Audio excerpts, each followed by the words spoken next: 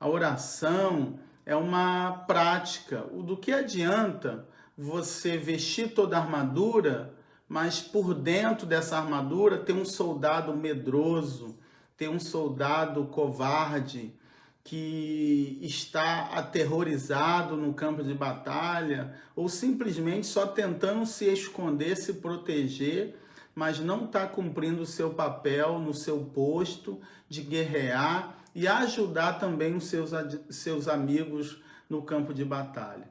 Então não adianta você ter toda a armadura, né? Não adianta você estar baseado na verdade que é Cristo, você ter sido justificado pela couraça da justiça em Cristo Jesus. Não adianta você calçar os pés do Evangelho da Paz, né? Seja participando do Evangelho, até mesmo pregando o Evangelho, evangelizando pessoas, ter o capacete da salvação, ser um salvo em Cristo Jesus, né? Ter o escudo da fé, que protege contra todos os dardos inflamados do maligno, e a espada do Espírito, que é a palavra de Deus. O que adianta você ter isso tudo? Você faz parte do exército de Cristo se você não tem uma vida de oração, né? Se você não tem uma história, uma experiência de oração. Na verdade, você está vestido com a armadura, mas por dentro tem um coração temeroso, porque a oração é a disciplina espiritual que muda tudo na nossa vida. A oração nos conecta com o Senhor, nos relaciona com Ele de modo cada vez mais próximo e mais íntimo. E a oração também é que move a nossa caminhada, ela que move o nosso futuro, ela que nos dá estratégia para derrotar o adversário, ela que nos mostra o caminho que a gente deve seguir, as decisões que nós precisamos tomar, todas elas são movidas pela oração. E aí o apóstolo Paulo, depois que ele fala da armadura, o texto está em Efésios, capítulo 6, nós vamos ler do verso 18, e terminando o livro, né, vai até o 24, nós vamos ler até o verso 24, tá bom? E aí você abre a sua Bíblia aí, os obreiros vão colocar o texto aí para você. Abra sua Bíblia em Efésios 6, do verso 18 a 24. Eu vou pedir Fabíola para ler, porque nada melhor do que uma voz tão bonita como a dela para ler para a gente, né, a Bíblia, né? E com certeza a voz dela é mais bonita que a minha. Qual? Efésios 6, 18. E orai em todo tempo, com toda oração e súplica no Espírito. Vigiai nisso com toda a perseverança e súplica por todos os santos. Orai também por mim, para que seja dada, no abrir da minha boca, a palavra com confiança, para com intrepidez fazer conhecido o mistério do Evangelho, pelo qual sou embaixador em cadeias, para que possa falar dele livremente como devo falar. Ora, para que vós também possais saber como estou e o que faço. Tíquico, irmão amado e fiel, ministro do Senhor, vos informará de tudo. Até o final. E eu envio para este mesmo fim, para que saibais do nosso estado, e ele console o vosso coração. Paz seja com irmãos e o amor com fé, para que de Deus Pai e do Senhor Jesus Cristo a graça seja com todos os que amam nosso Senhor Jesus Cristo com amor incorruptível. Amém. Glória a Deus.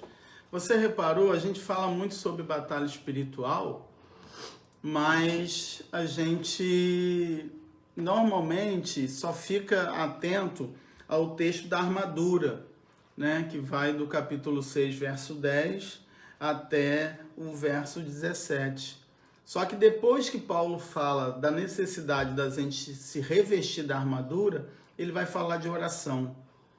Por quê? Depois que o soldado está revestido de toda a armadura, ele precisa o quê? Orar. Porque a guerra, a batalha é travada no mundo espiritual. A nossa batalha não é contra carne ou sangue. A nossa batalha não são contra pessoas, são contra as hostes espirituais da maldade que atuam no mundo espiritual. Então o soldado, depois que ele veste a armadura, aonde ele vai guerrear? Onde é o campo de guerra dele? campo de guerra dele é no mundo espiritual, é na oração. Então não adianta o soldado revestir da armadura se depois disso ele não desenvolver uma vida de oração. E é por isso eu quero falar sobre oração, para a gente fechar o nosso estudo sobre batalha espiritual, mas por outro lado a gente descobrir algumas maravilhas que nós temos ao nosso dispor na disciplina da oração. E assim, eu tenho algo assim que eu quero compartilhar com você hoje de manhã. O estudo não vai ser tão longo quanto foi na semana passada, mas tem algo aqui tão profundo quanto foi na semana passada. Eu gostaria que você ficasse bem atento para receber. Percebe que Paulo termina a armadura no verso 17. Quando entra no verso 18, ele fala: e orai em todo o tempo com toda oração e súplica no Espírito. Né? E orai em todo o tempo. A oração é fundamental para a gente vencer a batalha. Eu quero que você escreva essa frase que eu vou citar para você, né? A Sinara tem publicado algumas frases que eu tenho soltado para vocês aqui nas lives, e ela tem publicado no Facebook. Glória a Deus por isso. Isso ajuda a gente a fixar, isso ajuda a gente a entender e aprender ainda mais a palavra de Deus, né? Olha só, Satanás treme quando o crente mais fraco está de joelhos orando. Satanás treme quando o crente mais fraco está de joelhos orando ou em oração, né? Essa é uma verdade. Você pode ser o crente mais fraco, você pode ser o menor da casa, você pode ser o que tem menos conhecimento bíblico, teológico, menos tempo de caminhada na igreja, mas se você estiver de joelho orando, se você tiver uma vida de oração, Satanás treme diante de você. Porque Satanás sabe que ele não pode contra um crente que está orando. Satanás sabe que nenhuma hoste da maldade tem poder maior do que um cristão que está em oração. E essa pandemia é um desafio para nós, mas ao mesmo tempo nós vamos vencê-las com uma vida de oração. Na disciplina da oração, nós vamos vencer orando, tá? Não tem porquê você colocar armadura e não ter uma vida de disciplina de oração. Não tem porquê. Se você quer revestir de toda a armadura e tem que se vestir de toda a armadura, você precisa também agora desenvolver uma vida de oração. Tiago diz que a oração do justo pode muito em seus efeitos, né? Repara que não é uma oração qualquer, é a oração do justo. Quem é o justo? É aquele que foi justificado por Cristo, é aquele que foi salvo, é aquele que vive uma vida reta diante de Deus, é aquele que vive uma vida para agradar a Deus. Muitos cristãos querem ter autoridade de oração, mas não têm vida com Deus, não têm testemunho, né? A vida não muda, a vida é a mesma, a vida não foi transformada, não tem o caráter de Cristo, não vive a vida de busca de santidade, não vive uma vida que agrada a Deus, uma vida íntegra diante de Deus e diante dos homens. Então, a oração do justo pode muito em seus efeitos. E eu creio que tem muito justo no nosso meio, tem muitos homens de Deus, mulheres de Deus, que elas estão orando, e eu creio que a oração dessas pessoas tem feito efeito na minha vida, na sua vida, né, na minha família. Eu sei que vocês têm orado por nós, isso tem nos sustentado, tem nos guardado, tem nos livrado do mal, assim como eu tenho orado por vocês também, e uns têm orado pelos outros, e é isso que tem nos guardado e nos protegido, né? Como diz a palavra do salmista: 1000 cairão ao teu lado e 10.000 à tua direita, e tu não serás atingido. Por que não serás atingido? Primeiro, por causa da tua vida com Deus. Segundo, por causa da oração, por causa daquele que ora e pede a proteção do Senhor. Isso é muito importante. Quando Pedro estava preso, né, Herodes mandou prender Pedro, ia matá-lo no dia seguinte, a igreja fazia incessante oração por Pedro na prisão. Essa é uma palavra que eu vou estar liberando para a igreja, né, nas próximas lives, porque essa é uma palavra poderosa das Sagradas Escrituras, que fala justamente como a oração muda o impossível em algo possível, tá bom? Então eu queria destacar para você aqui, primeiro, três verdades sobre a oração. Primeiro é que a oração é um ato de submissão a Deus. Tá? Quando o cristão está orando, ele está em obediência, porque a Bíblia diz em 1 Tessalonicenses 5,17, se eu não me engano, orai sem cessar. O cristão ele tem que ter uma vida de oração. A nossa batalha é travada no mundo espiritual e nós travamos a batalha orando. O cristão que não está orando, ele já está derrotado. O cristão que não ora, ele já está vencido, ele já está fora de combate. Ele não faz diferença no reino de Deus. Então o cristão precisa estar essa vida de oração. E a oração é um ato de submissão a Deus, de obediência. Deus oferece ajuda ao soldado, pois sabe que a batalha é maior do que a capacidade humana. A nossa batalha é muito maior, a gente não vai vencer na força do nosso braço, a gente só vence ela na oração, realmente guerreando. Então, Deus sabe que essa batalha é maior do que a nossa capacidade humana. Então, quando nós oramos, nós submetemos a nossa vontade à vontade de Deus e Deus oferece ajuda para a gente vencer essa batalha. Temos de pedir crendo, né? Porque essa atitude é uma atitude de submissão, que só Deus pode nos dar aquilo que nós pedimos. Irmãos, bate na porta do Senhor, bate na porta de Deus, é tempo da gente vigiar muito e orar. Mateus 21, 22 diz assim: e tudo o que pedirdes na oração, crendo, recebereis. Aleluia! Olha que palavra tremenda, que palavra gloriosa. Gente, isso aqui é tremendo. Tudo o que pedirdes em oração, crendo, recebereis. Né? Então você tem que pedir com fé. Ao mesmo tempo, é pedir aonde? Na oração. É na oração que você leva a Deus a sua petição, né? É um ato do espírito. Oração não é um ato da mente, porque nós colocamos o nosso espírito sob os cuidados de Deus. Então, orar não é uma força de pensamento, não é um pensamento positivo. Oração não é simplesmente você pensar vai dar tudo certo, e você colocar na tua mente coisas positivas. Não, oração é uma disciplina espiritual. É o contato do teu espírito com o Espírito Santo de Deus, né? É você submeter o teu espírito a Deus, colocando tudo sob os cuidados dele. Então, oração é um ato de submissão. Oração também é um ato de adoração. Por quê? Porque é no espírito. Os verdadeiros adoradores adorarão o Pai em espírito e em verdade. João 4, 24, se eu não me engano. Então, oração é um ato de adoração, de confiança, de submissão à vontade de Deus, de louvor devido à obra dele entre os homens, por tudo que Deus fez. É mais do que pedir.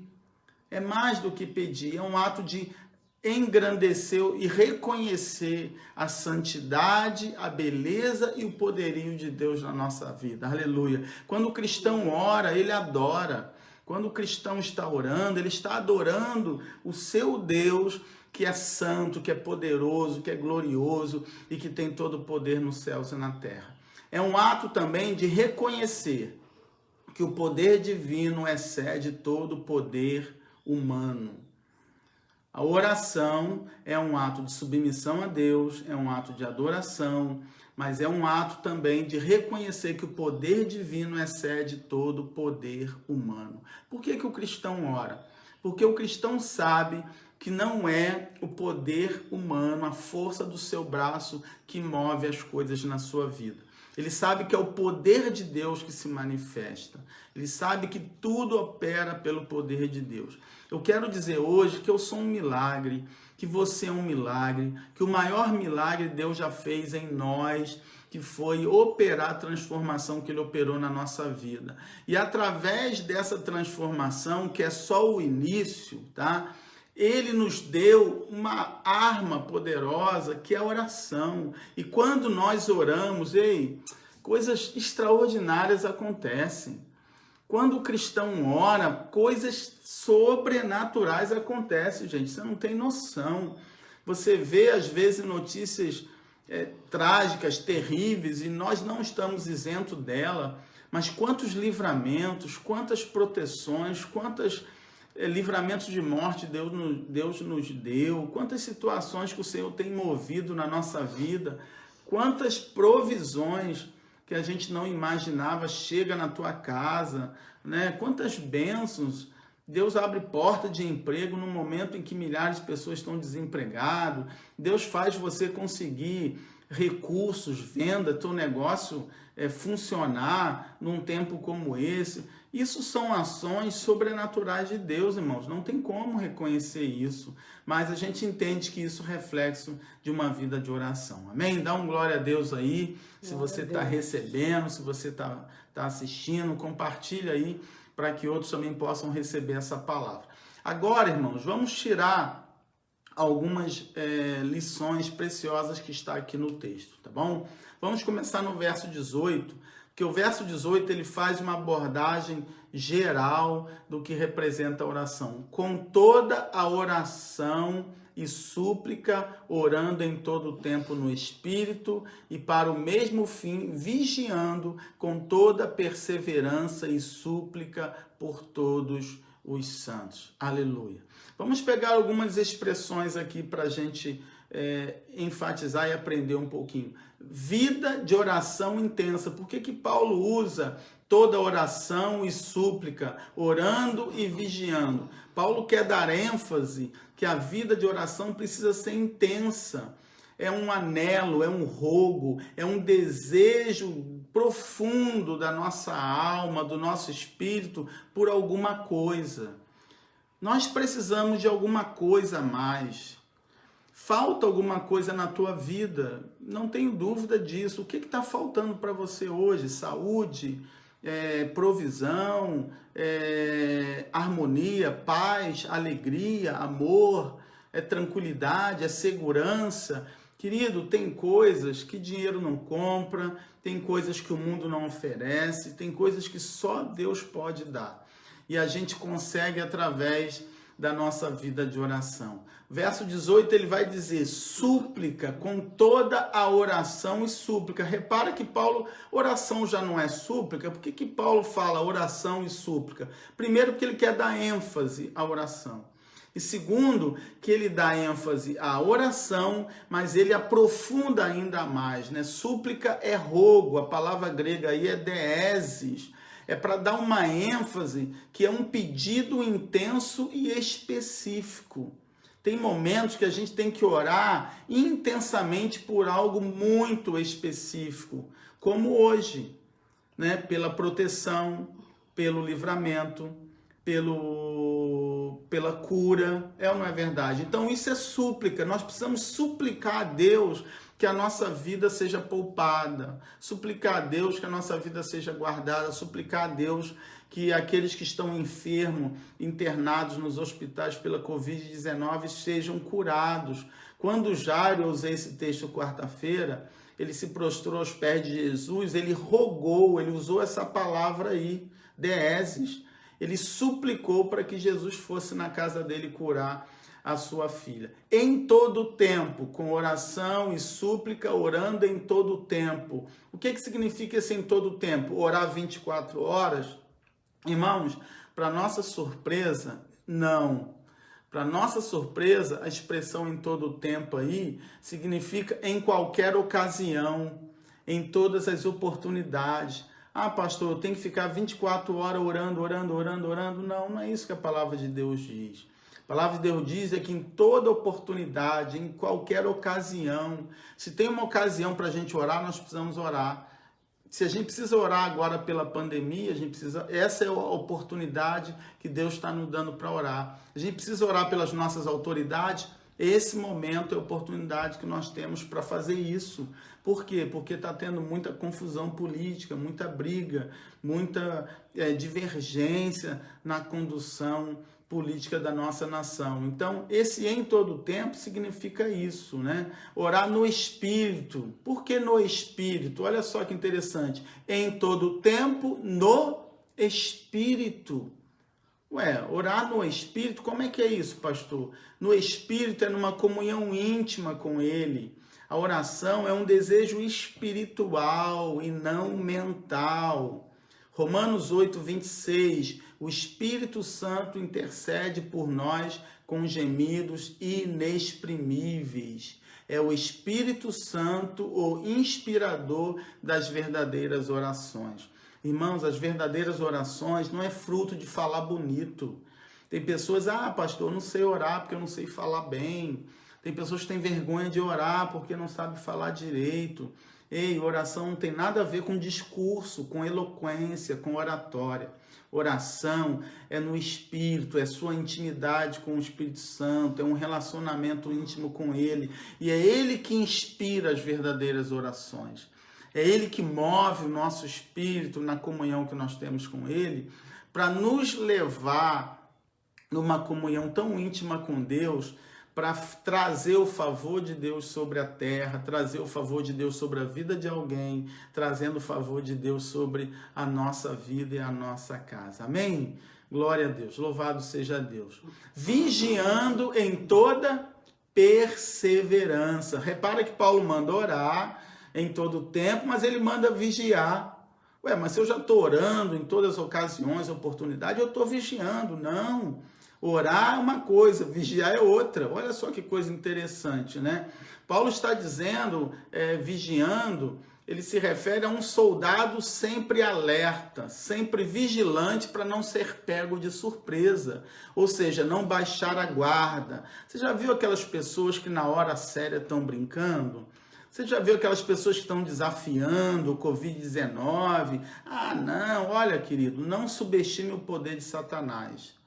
Satanás é um demônio derrotado, é um anjo caído que já foi vencido.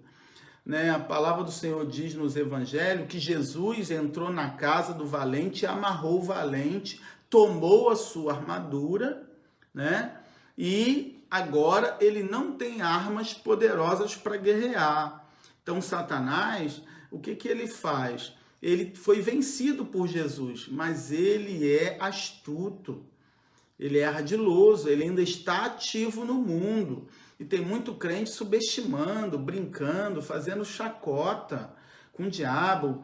Pisa na cabeça do diabo, o diabo está debaixo dos meus pés. Ei, o diabo está debaixo dos teus pés, mas como estão os teus pés para cima?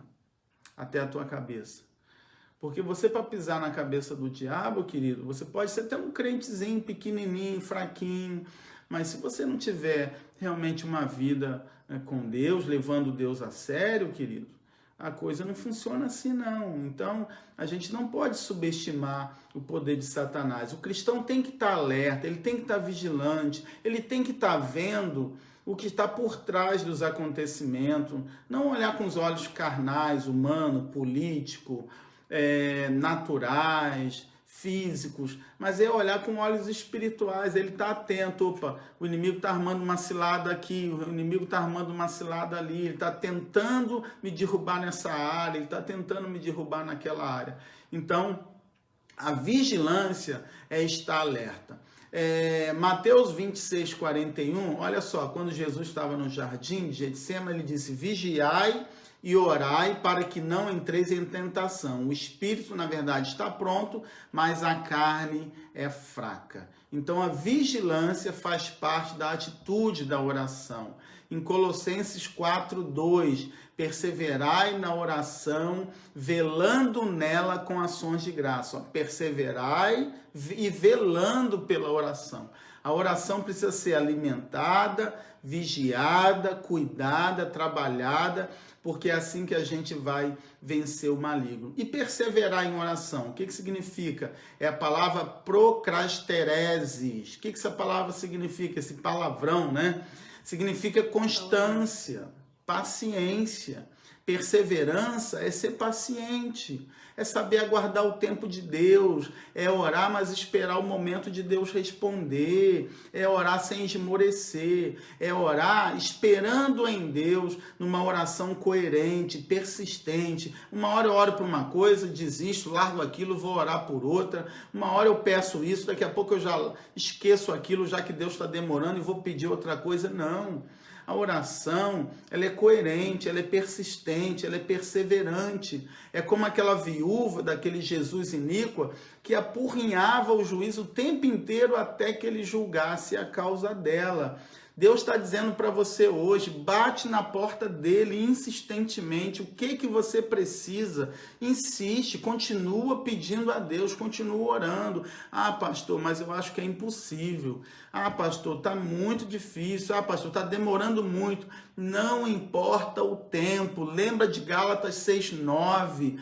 Se nós fizermos o bem sem esmorecer, no tempo certo nós colheremos. Aleluia, louvado seja Deus. Traga perseverança. 1 Tessalonicenses 5:17, orai sem cessar. E orar por quem? Por todos os santos. Olha que coisa gloriosa no final do livro de Efésios. Paulo vai dizer que a oração, ela não é uma experiência individualista. Ela é uma experiência individual, mas não individualista. Oração é uma experiência coletiva. Ninguém está isolado nessa batalha. O exército é o corpo de Cristo. A batalha é do corpo inteiro. O desenvolvimento espiritual envolve todo o corpo de Cristo e não seus membros isoladamente. Efésios 4:16 diz assim, ó, do qual o corpo inteiro, bem ajustado, ligado pelo auxílio de todas as juntas, segundo a justa operação de cada parte, efetua o seu crescimento para a edificação de si mesmo. Repare que a oração é para que o corpo todo cresça. O corpo inteiro precisa estar ajustado em oração. Irmãos, deixa eu abrir um parênteses aqui e dizer, irmãos, a oração não pode gerar vitória só para um. A oração não é para um ficar no palco e todo mundo na plateia aplaudindo a vitória de um, não, irmãos. Infelizmente, essa maldição de teologia da prosperidade promulga, até mesmo por louvores, de que só um vai ter a vitória e todo mundo vai assistir o espetáculo da sua vitória. Isso, irmãos, não é compatível com as verdades das Sagradas Escrituras. A oração é vitória coletiva. A minha vitória é a sua vitória. Se o pastor é abençoado, toda a igreja vai ser abençoada, meu irmão. Se um irmão é abençoado, toda a igreja vai ser abençoada. Deus é coletivo, escreva isso. Deus pensa coletivamente. Deus não é individualista. O cristão individualista está com defeito de fabricação. Pronto, falei. O cristão individualista, ele está com defeito de fabricação. O cristão que só pensa em si, só ora por si, só ora pelos seus problemas, pela sua casa, pelos seus filhos, pelas suas necessidades. É um cristão que está fora de combate, egoísta, individualista. Verdade.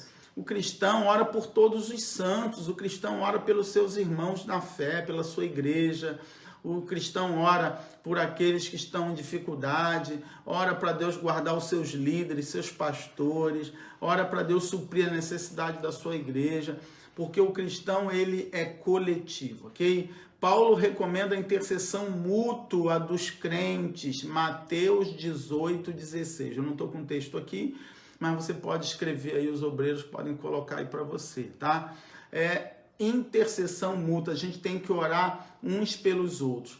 Assim como nenhum crente é tão forte, tão perfeito, que não precisa da ajuda dos outros. Você concorda com essa frase? Escreva ela aí, ó. Nenhum crente é tão forte e tão perfeito que não precise da ajuda dos outros. Eu preciso da sua ajuda nesse momento, né? Minha família precisa, nossa igreja precisa. Isso é oração coletiva, isso é pensar nos outros.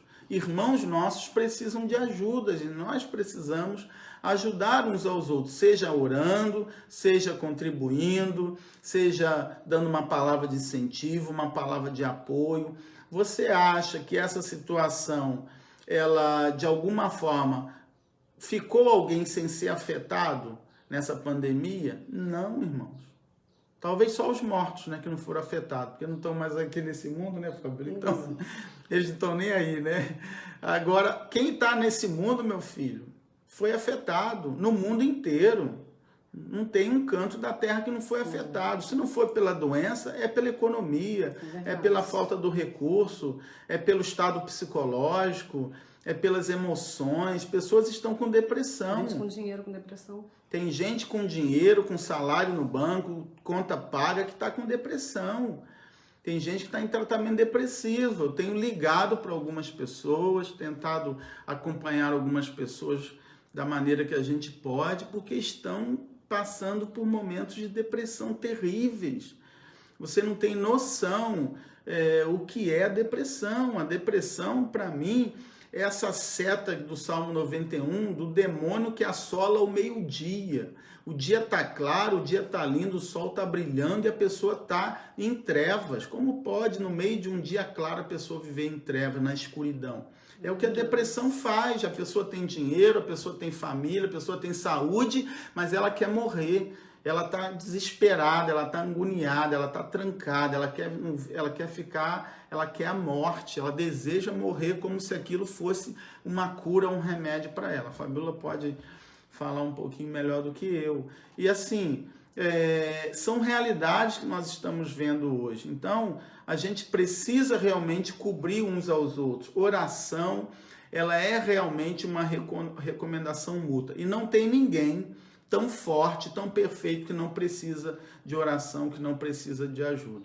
Escreva essa frase, né? Compartilha ela aí, porque esse é o momento que nós precisamos orar uns pelos outros. A expressão uns aos outros, a mutualidade, que é uma doutrina bíblica, que é pouco falada, ela é usada extremamente na Bíblia. Se eu não me engano, são mais de 360 vezes que aparece essa expressão uns aos outros na Bíblia. Por quê? É orar uns pelos outros, amar uns aos outros, é essa relação de comunhão que a gente tem. Por isso a importância da igreja. Verso 19, Paulo vai explicar bem isso. Por quê? Olha só que coisa linda nesse texto. Paulo fala da armadura espiritual, Paulo fala da oração. E ele fala que a oração é um ato de comunhão, né? É uma atitude compartilhada. Aí o que ele vai dizer no verso 19 agora? Ele fala, orem por mim. Olha que exemplo lindo de como todo mundo precisa de oração. O apóstolo Paulo, um homem inteligentíssimo, fundador de milhares de igrejas, né? Um homem de Deus, um homem que tinha comunhão com Deus, um homem que teve revelações, um homem que foi ao terceiro céu, que viu coisas que não é lícito contar, um homem que foi mordido por serpente venenosas e ficou curado e não morreu. Um homem que não tinha medo de nada, um homem que encarava tudo no poder do Senhor. Aí ele fala assim, irmãos, orem por mim. Tem crente que às vezes acha que quando o pastor pede oração, fala assim, o pastor está com algum problema. Porque a gente acha que orar é só orar por quem está com problema, né, irmãos? Ou porque a pessoa é fraca na fé. Está precisando de oração porque não tem fé.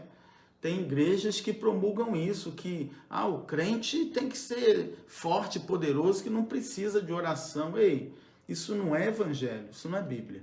Então Paulo vai dizer no verso 19, orem por mim, para que me seja dada a palavra no abrir da minha boca, para com intrepidez fazer conhecido o ministério do Evangelho. Essa palavra revela que nem Paulo está isento das orações dos santos. Se Paulo não está isento, dirá nós, meros mortais, né? Ninguém é tão forte que não necessite da intercessão dos seus irmãos. E aí Paulo pede oração para quê? Para que no abrir da boca dele, ou seja, Paulo está pedindo o quê? Que Deus coloque a palavra certa nos lábios dele. Irmãos, não basta só anunciar o evangelho, tem que anunciar o genuíno evangelho. A mensagem é maior do que o mensageiro, sabe? A pregação é maior do que o pregador. Tem muito pregador envaidecido, porque eles acham que eles são o cara, né? Pregadores famosos que nós endeusamos, porque são homens usados por Deus. São homens que têm grandes mensagens, que nos abençoam, nos inspiram. Mas são homens igual a nós, são meros mortais. Deus está colocando essas mensagens no coração deles, mas a mensagem é maior do que o pregador. Nós endeusamos o pregador e às vezes até mesmo diminuímos o valor da pregação, né? Não é o pregador, é a pregação, é a mensagem, é o Espírito Santo que inspira aquele homem a dar aquela mensagem. E Paulo está preocupado em quê? Que vocês orem por ele, que a igreja de Éfeso orasse por ele, para que Deus desse a ele a palavra certa, a mensagem certa, né? Para que ele tivesse ousadia, intrepidez aí, é a palavra parresia, é a palavra para coragem, franqueza, destemor. Paulo queria que a sua mensagem perante Nero fosse tão eficaz quanto fosse perante Onésimo. Quem foi Onésimo? Um presidiário que Paulo pregou e converteu dentro da prisão. Inclusive, quando Paulo escreve para Éfeso, ele escreve para Éfeso, Colossenses e Filemão. Ele estava preso, sabia disso? Paulo estava numa prisão. Paulo não pediu para orar para libertar ele da prisão. Paulo não pediu para que aliviasse o sofrimento de estar acorrentado ou da comida que era ruim na prisão. Paulo não estava deprimido por estar na prisão. Por quê? Porque Paulo não era prisioneiro de Roma, Paulo era prisioneiro de Cristo. Ele sabia que ele estava ali pelas mãos de Cristo com um propósito para cumprir o chamado dele. Então, quando o cristão está revestido de toda a armadura e ele tem a visão espiritual, ele com certeza ele sabe que tudo que acontece na vida dele é conduzida pelo Senhor. Coisa linda quando o cristão tem esse entendimento, né?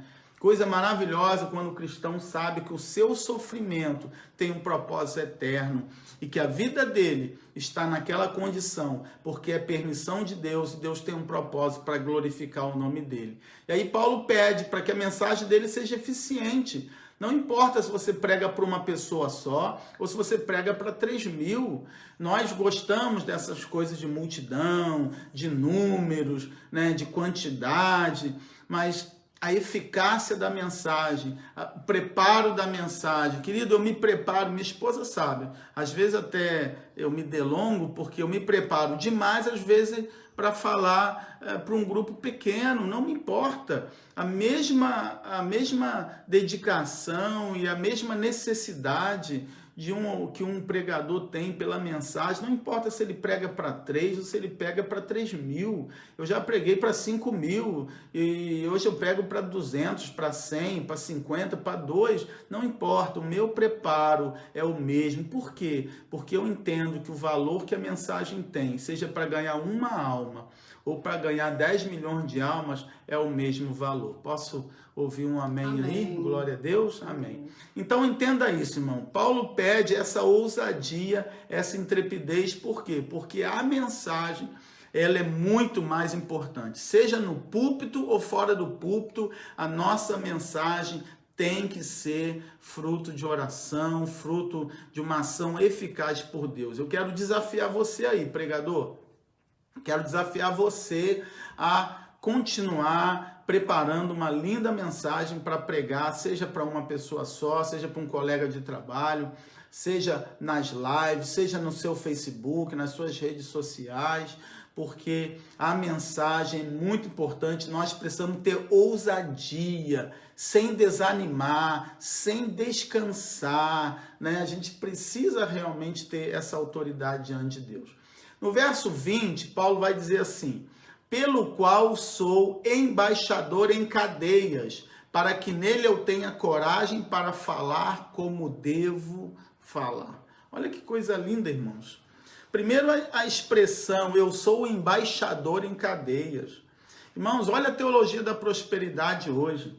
A teologia da prosperidade hoje se orgulha de anunciar o carrão que o pastor tem, se orgulha de anunciar o número de imóveis que o pregador tem, se orgulha de anunciar o número de igrejas que ele tem espalhado na terra, se orgulha de anunciar o tamanho da sua igreja, a roupa, a marca que está usando, ou qualquer outra coisa. Irmão, deixa eu dizer uma coisa para você. Deus quer que você tenha coisas boas, Deus me dá coisas boas, eu sou muito grato a Ele. Tem irmãos amados que já me abençoaram com tantas coisas boas, né? A obra da minha casa, quanta coisa eu ganhei de material de qualidade por irmãos amados, amigos que têm empresas, empresários que me abençoam, pessoas que me ajudam, que eu nem conto, irmão, de coisas que eu ganho de pessoas. Já ganhei viagens internacionais, né? Já ganhei passagens, já era para viagens internacionais, de pessoas que me abençoaram. Isso é fruto da graça de Deus. Deus gosta de te dar coisas boas, Deus quer te abençoar, Deus quer te dar coisas boas. Mas entenda uma coisa, nosso discurso não é anunciar essas coisas. Paulo falou, eu sou embaixador em cadeias, eu sou um ministro de autoridade no reino de Deus, mas que vive na prisão. Que coisa interessante, né? Ele está fazendo alusão às suas prisões, ele está fazendo alusão ao seu ministério, porque ele falava que ele já estava acostumado, ele vivia tanto sendo preso e solto, se acostumar com isso. Que ele já estava acostumado, ele falou assim, ó, meu ministério é andar pelas cadeias. E ele ia com a maior alegria, porque ele entendia que esse era o ministério dele, né? Então, eu acho isso tão lindo, que Paulo, se você olhar os pregadores bíblicos, os apóstolos, os pastores bíblicos, eles não tinham essa pompa que hoje alguns pregadores às vezes têm. Não que você não possa ter riqueza, não que você possa ter coisas boas, pelo contrário. Eu creio que Deus quer te dar essas coisas boas também, mas não é isso que faz de você um homem bem-sucedido. Paulo sabia que o sucesso dele era pregar o evangelho com autoridade, ousadia e eficiência. Amém? Você pode dar um glória a Deus aí no teu lugar? Agora eu quero terminar essa palavra, nesses últimos minutos que me resta, para dizer uma grande verdade para você. Do verso 21 ao verso 24, Paulo fala de oração, Paulo pede oração por ele, e Paulo fala das suas fragilidades, né? Eu sou um embaixador em cadeias. É como se ele falasse assim, qual é o teu ministério? Ah, o meu ministério é o ministério da prisão, né? Eu sou o ministro dos presos, né? Eu fico olhando o nosso presidente da República, eu fico imaginando assim, né? Como todo mundo está comentando, o presidente não manda nada no Brasil, né? Isso que a gente está aprendendo hoje, né? Que o presidente quer fazer uma coisa, o nego vai lá, veta. O presidente faz outra, o nego vai lá, veta. Ele faz outra, o nego vai lá, veta. Ou seja, na verdade ele não manda nada nesse país. Quem manda nesse país, na verdade, não é o presidente. Nós votamos nele achando que ele ia mudar o Brasil e agora a gente descobre que um presidente não muda o Brasil porque ele não manda nada, né? Desculpa aí o parente, não estou fazendo nenhuma crítica nem apologia à política. Só para a gente abrir os nossos olhos e entender um pouquinho o que é a nossa nação. Mas a verdade é o seguinte, irmãos, esse é o tempo da gente falar das nossas fragilidades, sabe? Se eu fosse o presidente da República, eu não ia atacar, não ia falar aquelas besteiradas que ele fala, porque é dele mesmo, ele é assim, né? É o jeitão dele de ser, mas eu contaria das nossas fragilidades. Esse é o tempo de eu sentar com meus filhos, falar das minhas derrotas, das minhas dificuldades, dos meus medos, dos meus anseios, porque não há pecado nenhum, querido, você mostrar o teu lado fraco, o teu lado vulnerável. Pelo contrário, somos todos humanos, somos todos gente, Somos todos carentes da graça de Deus. Somos todos carecedores da misericórdia do Senhor. Então, não se faça de super crente, não faça de super homem. Eu venho para cá animado com uma palavra de esperança, com uma palavra de encorajamento, porque o Espírito de Deus me move a isso. Mas por fora é barro, irmão. Nós somos vaso de barro que carregamos um tesouro dentro de nós. Então, somos vaso. Então, esse é o momento para a gente falar um pouquinho dos nossos desafios, dos nossos medos, que eu também sinto medo, eu também me preocupo, eu também tenho preocupações, mas eu levo tudo em oração a Deus, eu coloco tudo debaixo de oração, eu apresento para aquele que pode resolver meus problemas. Ei, não conte seu problema para quem não pode resolver. Às vezes você fica contando para os outros, mas ninguém vai te ajudar.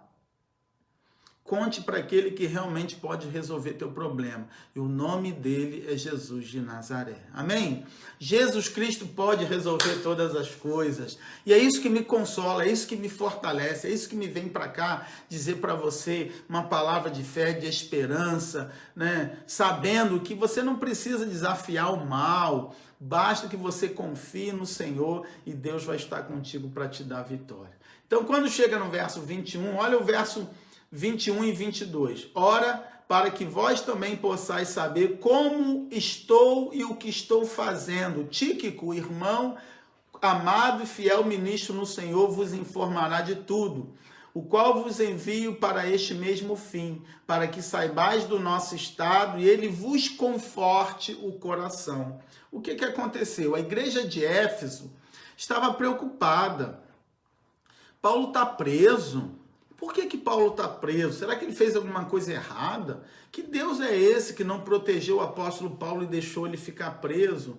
Que Deus é esse que está permitindo essa pandemia? Que Deus é esse que me deixou doente? Que Deus é esse que levou a minha mãe com câncer? Que Deus é esse que matou fulano, matou ciclano? Às vezes nós somos levados a esses questionamentos, não é verdade?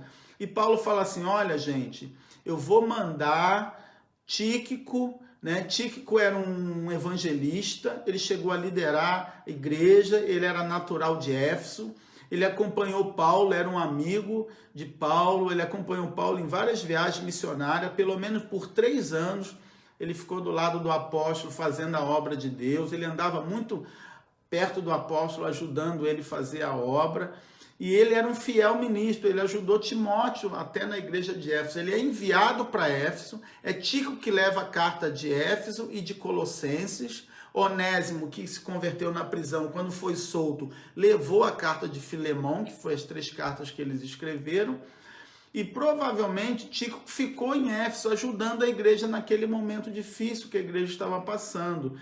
Mas repara que Paulo fala assim, olha, ele vai dar todas as informações de como eu estou, meu estado, como está a nossa situação, e ele vai confortar o vosso coração. Repara que Paulo não esconde a sua fragilidade, não esconde a sua humanidade.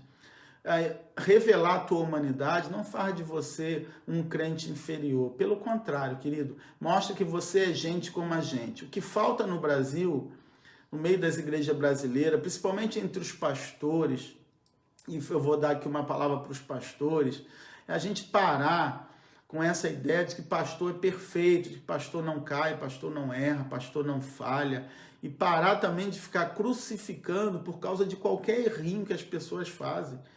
Essa mentalidade do brasileiro, eu vejo isso no país, né? Se o presidente fala uma coisinha, cara, o Brasil inteiro cai de pau no homem como se ele tivesse cometido um crime bárbaro, né? Se um pastor fala uma coisa, a gente está com um nível de intolerância lá em cima, né? A gente não tolera que um homem pode falar às vezes uma bobagem, um homem pode falar às vezes uma coisa impensada, até uma coisa que ele se arrependa depois, mas a gente não dá uma segunda chance. Então mostra que o apóstolo Paulo era gente igual a gente, mas era um homem cheio do Espírito Santo, era um homem que tinha um coração que estava pronto a compartilhar suas particularidades, mas confiando o quê? Que a igreja é uma família. E família briga, família tem desavença, Família, cada um tem suas qualidades, seus defeitos, mas família, aconteça o que acontecer, ela fica unida. Amém? Amém. Ela fica unida. E aí Paulo vai dizer agora, ele fala das suas notícias que ele vai mandar e finalmente ele dá a bênção no final do livro, que é o verso 23 e 24.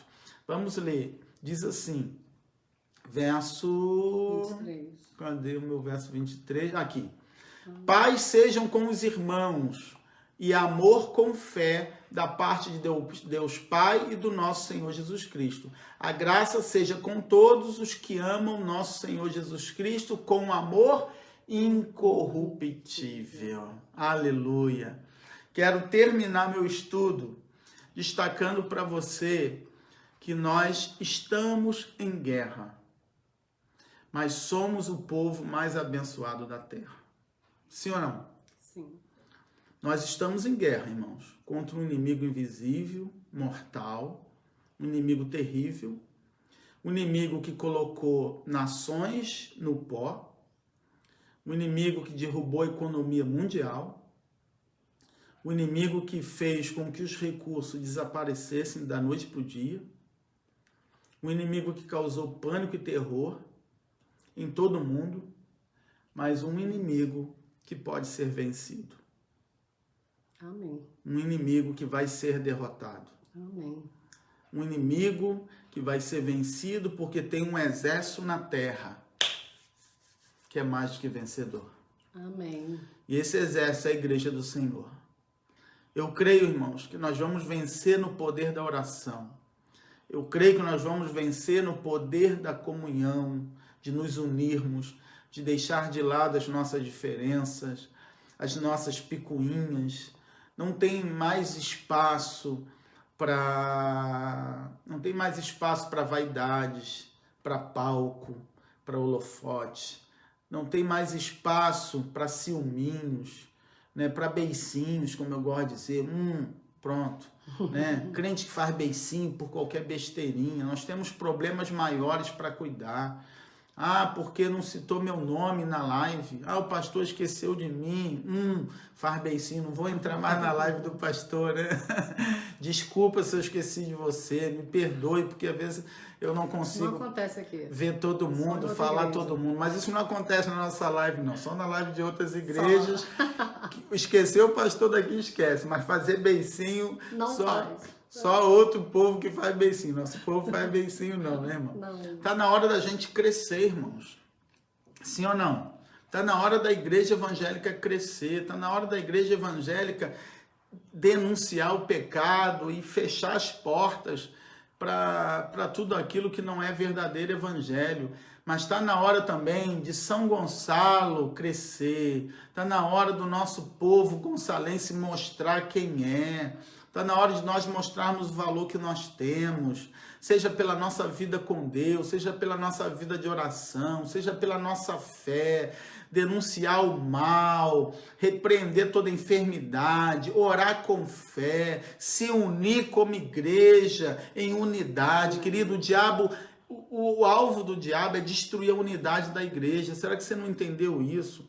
A estratégia do maligno é separar o povo de Deus, é dividir os crentes, é tirar as pessoas das igrejas, é colocar as pessoas como desigrejadas, é fazer com que as pessoas passem de igreja em igreja. E cada igreja que saia com uma história negativa, saia como uma marca negativa, aonde ela diz assim, para lá nunca mais eu piso, como se lá fosse o verdadeiro inferno. Ei, filhinho, você não sabe nada sobre o evangelho, você não sabe nada sobre o que é a igreja de Cristo, você não tem noção de que todo mal que você faz contra a igreja de Cristo volta em maldição contra a tua própria vida. Você não tem noção, querido, do que é isso.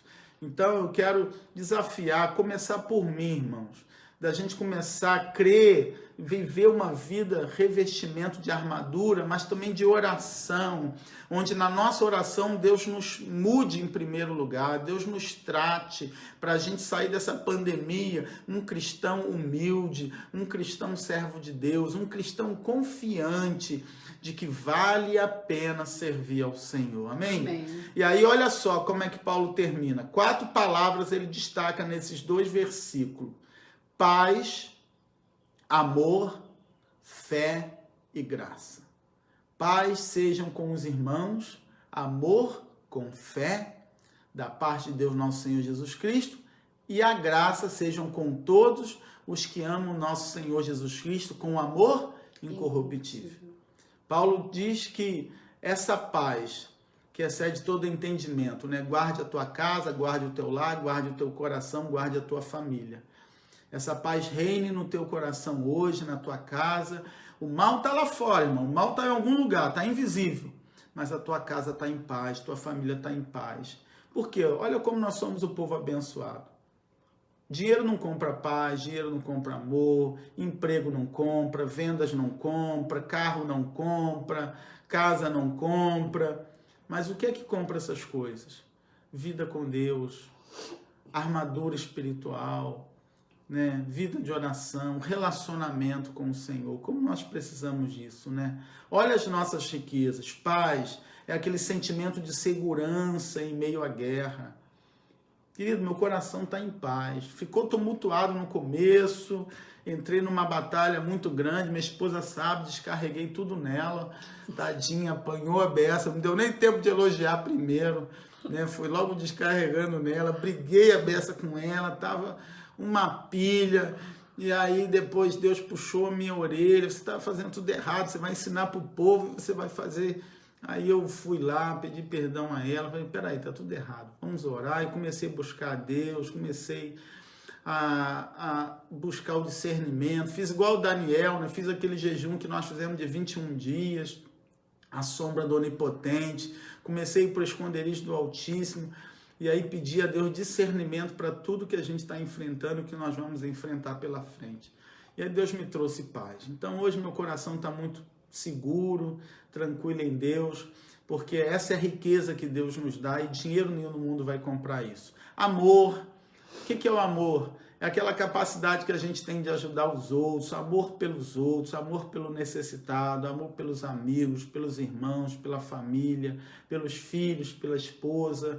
Amor por Deus, amor a Deus, né? Sobre todas as coisas. Esse amor que faz a gente tirar um pouquinho que a gente tem para ajudar quem precisa, a gente poder entregar nossa oferta, nosso dízimo, nossa doação, para poder abençoar a casa de Deus e poder abençoar também as pessoas que estão precisando. E a fé? A fé é aquela força que faz o impossível acontecer, que faz milagre.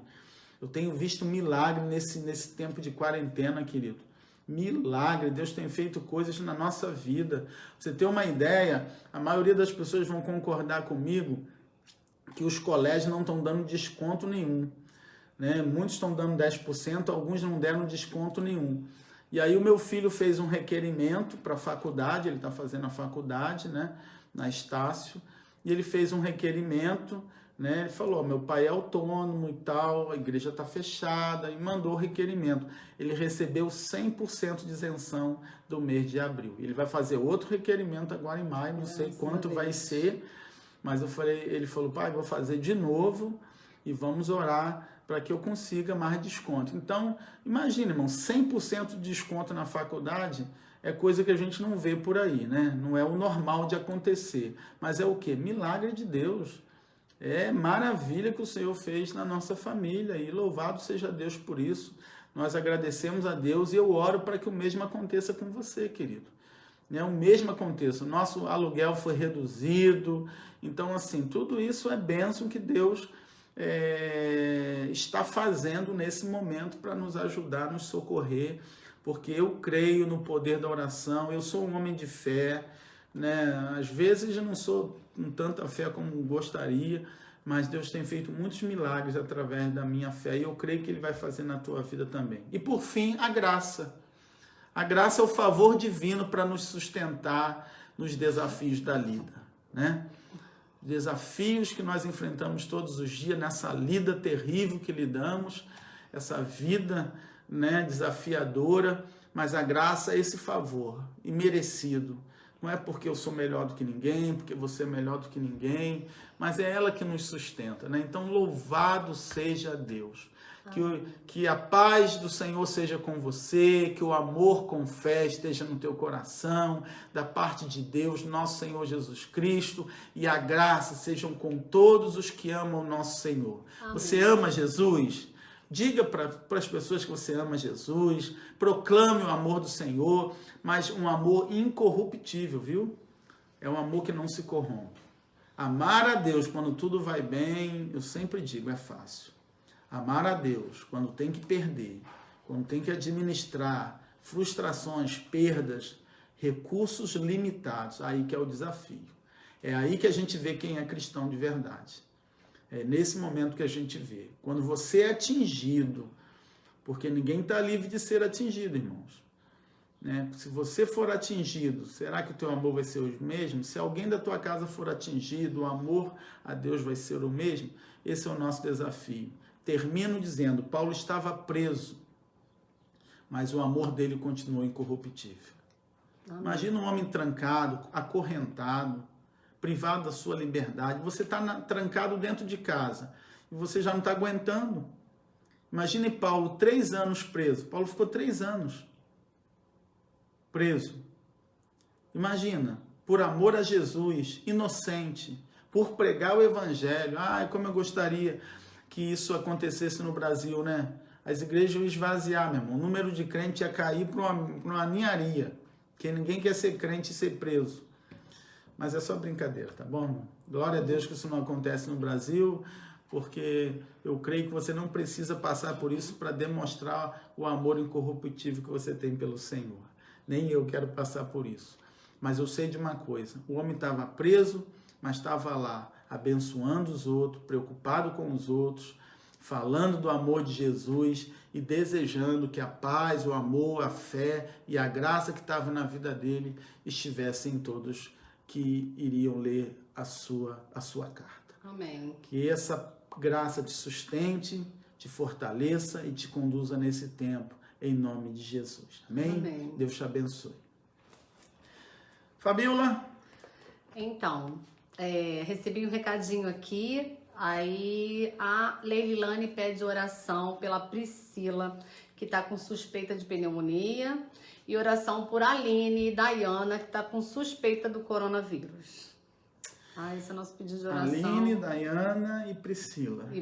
Amém. Vamos continuar orando pela Lília também, tá? Ela está se tratando em casa, está com Covid-19, também com pneumonia. Também quero pedir oração pela Suzane, nossa ministra de louvor. Ela também está com suspeita de coronavírus, está com sintomas, aguardando o resultado do exame, não sei se já saiu. A gente vai fazer contato com ela daqui a pouco para saber notícias. Nós vamos orar também por ela, vamos orar uns pelos outros, irmãos. Lembra das pessoas, orem por elas, orem por nós, orem pela igreja. Nos ajude nesse tempo a pastorear, cuidar do rebanho, cuidar do povo. Não dá para a gente cuidar de todo mundo, mas eu conto com o seu apoio, com a sua ajuda, para a gente nos proteger e nos assistir, tá bom? É tempo da gente suprir a necessidade uns dos outros, e eu creio que esse tempo vai passar e nós vamos vencer isso em nome de Jesus, amém? Amém. Logo mais à noite, 6 horas, eu tenho uma palavra de fé e de esperança tremenda para o teu coração. Creio que Deus vai falar muito ao coração. Convide pessoas que não são cristãos para assistir às lives, ou pessoas que estão afastadas da igreja, que a palavra de logo mais à noite eu creio que vai tocar muito o coração dessas pessoas. É tempo de quebrantamento, é tempo de arrependimento, é tempo de conserto, irmãos. Você que é crente, se conserta, é tempo da gente se consertar com Deus, é tempo da gente trazer nossa vida de volta para o altar. Você está em pendência com Deus em alguma coisa? Coloque em dia, querido. Né? Peça perdão a Deus, coloque em dia a tua vida, porque é tempo da gente viver uma vida diferente na presença do Senhor. Eu já não sou mais o mesmo, irmãos, tá? Eu já não sou mais o mesmo pastor, minha esposa não é mais a mesma esposa, ela está mais carinhosa comigo, está mais amável. Você não tem noção o quanto ela valoriza estar em casa. Você não tem noção, tá bom? Você que está em casa e está reclamando, a minha mulher está trabalhando e falou assim, ai, como eu gostaria de poder trabalhar de casa ou ficar em casa. Você não tem noção. Os profissionais de saúde também, tenho certeza que eles dariam tudo para trocar de lugar com você, né? Então não reclame. Não reclame desse tempo, não. Não reclame. Não reclame do que você está passando, não, querido. Isso é uma atitude de ingratidão, tá? Desculpa falar, mas às vezes nós somos ingratos porque nosso Deus é bom demais. Ele é maravilhoso. O que Ele tem feito na nossa vida é coisa boa demais e a gente não pode reclamar, tá bom? Então, que Deus te abençoe tua vida. Eu espero você logo mais. Bom almoço, um dia extraordinário. Esse é o melhor dia da sua vida.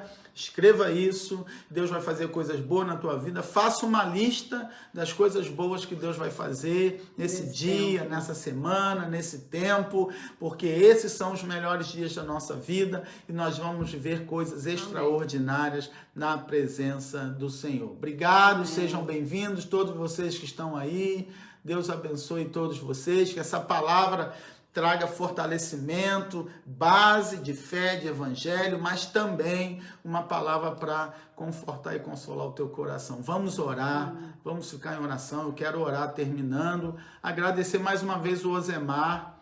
O Osemar foi instrumento de Deus. Quinta-feira a gente estava trabalhando na igreja, ficamos lá até tarde e ouviu que fez contato com ele e ele abençoou, mandando 2 enormes pizzas, 0,800, deu de oferta maravilhosa. Compra as pizzas, os doces da Patrícia, do Osemar, né, do Mário, que são bênçãos, vale a pena.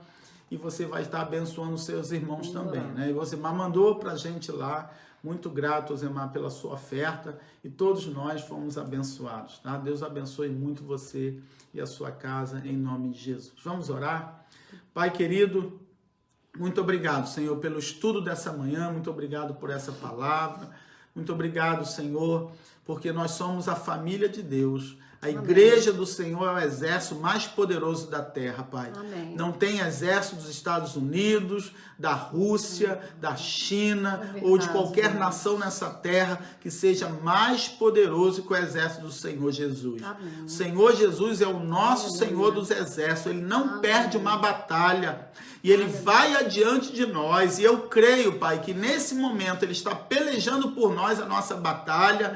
E nós declaramos no mundo espiritual que toda enfermidade contra a tua casa, contra a tua vida está anulada agora no poder do nome de Jesus. Pai, toma a Suzane nas tuas mãos, toma a Lília nas tuas mãos, toma essas vidas que foram a Aline, Pai, a Priscila, a Dayana, toma essas vidas nas tuas mãos agora. Nós declaramos cura, saúde, restauração da saúde em nome de Jesus. Declaramos livramento, proteção do Senhor sobre os profissionais da saúde, a Fabiane, Deus, tantas pessoas, Josilene, a Fabíola, tantas pessoas, a Leililane, tantas pessoas que trabalham na área da saúde. Guarda os teus filhos, o Leandro também, livra-o de todo mal. Mas, Pai, em nome de Jesus, que o teu povo veja o teu milagre, que o teu povo veja essa nação sendo transformada, porque eu sei que tudo que está acontecendo, até de ruim, é fruto da tua mão que está operando uma transformação no nosso Brasil. Amém. Por isso, Pai, em nome de Jesus, muito obrigado por esta palavra. Que o Senhor continue nos ensinando através do ensinamento bíblico, genuíno e verdadeiro, para que a igreja do Senhor seja uma igreja vitoriosa na face da terra, Pai. Abençoa e nos dá uma semana extraordinária na tua presença, guardados e protegidos nas mãos do Senhor. Em nome de Jesus que nós oramos e agradecemos. Amém. Amém. Amém. Obrigado. Deus abençoe todos vocês. Até logo mais. Obrigado, beijo.